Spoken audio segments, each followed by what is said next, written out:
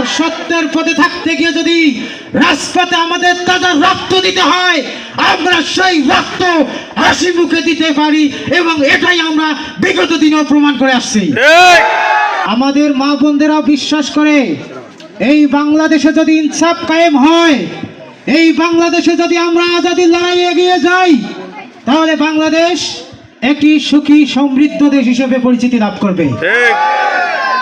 সম্মানিত উপস্থিতি, কয়েকটা কথা না বললেই নয়। গত 17 বছর আমরাও যতটুকু জুলুমের শিকার হয়েছি, এখন যারা আমাদের প্রতিপক্ষ তারাও কিন্তু ঠিক ততটাই জুলুমের শিকার হয়েছে। কিন্তু আমরা আমাদের জুলুমের কথা ভুলে যাইনি। তবে আমাদের প্রতিপক্ষ তারা তাদের সেই 17 বছরের জুলুমের শিকার তারা কিন্তু ভুলে গিয়েছে।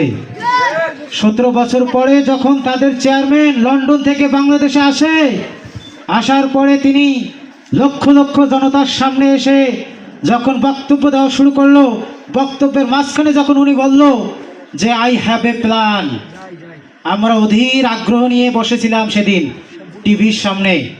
নেতা আসছে, নেতা বক্তব্য দিচ্ছে, লক্ষ লক্ষ মানুষ তার বক্তব্য শুনছে অনেক আগ্রহ নিয়ে। এবং বক্তব্যের মাঝে যখন উনি বলল আই হ্যাভ এ প্ল্যান, তখন আমাদেরও কিন্তু একটু খটকা লাগলো যে নেতা হয়তো বা তার প্ল্যানের অংশ হিসেবে বাংলাদেশকে এগিয়ে নেওয়া যাওয়ার কোনো পরিকল্পনা তৈরি করবে। কিন্তু আমরা কি দেখলাম, তার কয়েকদিন পরেই ময়মনসিংহ শেরপুরে আমাদের প্রিয় ভাই রেজাউল করিমকে তারা হত্যা করেছে। সে এমন ভাবে হত্যা করেছে, একটা নরক পিশাচ যেভাবে মানুষকে হত্যা করে ঠিক সেভাবে হত্যা করেছে। আমরা এই হত্যার প্রতিবাদ জানাই। সেই সাথে আমরা বলে দিতে চাই, হত্যা করে ভয় দেখিয়ে বাংলাদেশের রাজনীতিতে আর সফল হওয়া যাবে না, যাবে না। আমরা সেই ভয়কে উপেক্ষা করে কি বাংলাদেশ জামাত ইসলাম তথা 11 দলীয় জোটের সেই প্রার্থীগুলোকে নির্বাচিত করতে পারবো না? পারবো কিনা?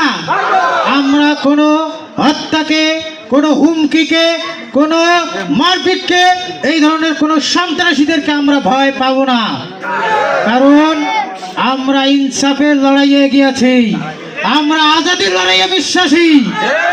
আমরা সব সময় সত্যের পথে থাকবো।